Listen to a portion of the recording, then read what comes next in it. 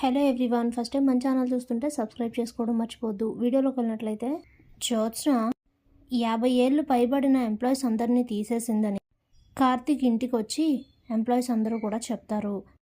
మీరెవరూ కంగారు పడకండి, మీరు అనుకున్నట్టుగానే మీకు న్యాయం జరుగుతుంది.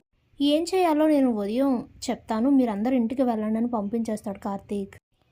అప్పుడే భోజనం చేసిన తర్వాత దీప కార్తీక్ మాట్లాడుకుంటూ ఉంటారు.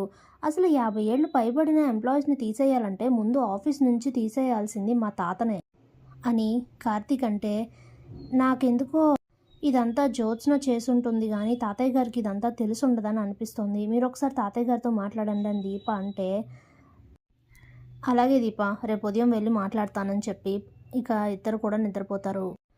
ఉదయాన్నే శివనారాయణ ఇంటికి వస్తాడు కార్తీక్.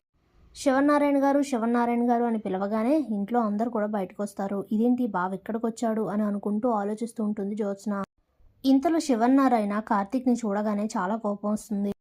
ఏంట్రా నా ఇంటికి వచ్చి నన్నే పేరు పెట్టి పిలుస్తున్నావు, ఎవరు నువ్వు అని అంటే, నా పేరు కార్తీక్ టిఫిన్ సెంటర్ ఓనర్ని అని చెప్తే, అయితే వెళ్ళి ఇడ్లీలు అమ్ముకో, నా ఇంటికి ఎందుకు వచ్చావు అని అంటే, మీ ఆఫీస్లో జరిగే అరాచకం గురించి మిమ్మల్ని నిలదీయడానికి వచ్చాను అని అంటాడు.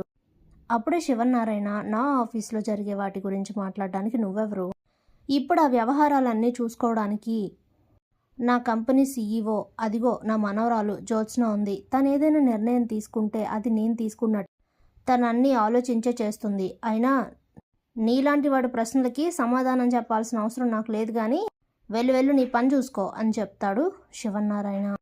ఇక కార్తీక్ అయితే ఎంప్లాయీస్ని కంపెనీ నుంచి రిమూవ్ చేయడం వెనక శివనారాయణ గారి ప్లాన్ కూడా ఉంది అని అనుకొని ఇక అక్కడి నుండి వెళ్ళిపోతాడు కార్తీక్.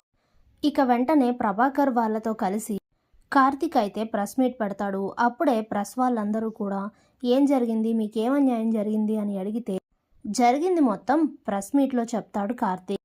పక్కనే ఉన్న ప్రభాకర్ మిగతా ఎంప్లాయీస్ అంతా కూడా ఇలా జరిగింది అని మొత్తం చెప్పేసరికి ఇక అదంతా వాళ్ళు రాసుకొని టీవీలో పేపర్లో కూడా ఆ న్యూస్ని టెలికాస్ట్ చేస్తారు. మీరే మాకు న్యాయం చేయాలి అని కార్తీక్ అంటే, వెంటనే శివనారాయణని అరెస్ట్ చేయడానికి అరెస్ట్ వారెంట్తో పోలీసులు అయితే ఇంటికి వస్తారు. ఏంటి సంగతి అని అడిగితే, అంతా తెలిసి అడుగుతున్నారా తెలియగడుగుతున్నారా, టీవీ చూడలేదా అని పోలీసులు అంటే, ఏం జరిగిందో ముందు చెప్పండి అని చెప్పేసరికి ఇక టీవీ ఆన్ చేసి చూస్తే జరిగిన స్టోరీ మొత్తం తెలుస్తుంది శివనారాయణకి. దాంతో మైండ్ బ్లాక్ అయిపోతుంది. తనతో పాటు ఇంట్లో అందరూ కూడా షాక్ అవుతారు జ్యోత్స్న డెసిజన్కి. అప్పుడే శివనారాయణ జ్యోత్స్నని మందలించబోతే, ఇక చాలు శివనారాయణ గారు, అంతా మీకు తెలిసే జరిగిందని మాకు ఆల్రెడీ ఇన్ఫర్మేషన్ ఉంది, ఇప్పుడు మీరేం కవర్ చేసుకోవాల్సిన పని లేదు, మాతో పదండి అని చెప్పి శివనారాయణని తీసుకొని వెళ్ళి అరెస్ట్ చేస్తారు పోలీసులు. దాంతో దశరథ్, సుమిత్ర, పారిజాతం ముగ్గురికి కూడా చాలా కోపం వస్తుంది జ్యోత్స్నపై. అప్పుడే సుమిత్ర, నేను ముందే చెప్పాను, ఎవ్వరూ నా మాట వినలేదు, దీనికి ఏమాత్రం కనీసం అవగాహన లేని ఆ రెస్టారెంట్ బిజినెస్కి సంబంధించి దీన్ని తీసుకెళ్లి సీఈఓని చేశారు, అది కూడా మామూలుగా కాదు, మావయ్య గారు కార్తీక్ మీద ఉన్న కోపంతో జ్యోత్స్నని సీఈఓని చేశారు, మరి ఇలా కాకపోతే ఇంకెలా జరుగుతుంది అని చాలా ఆవేశంగా కోపంగా అరిచేసి అక్కడి నుంచి వెళ్ళిపోతుంది సుమిత్ర.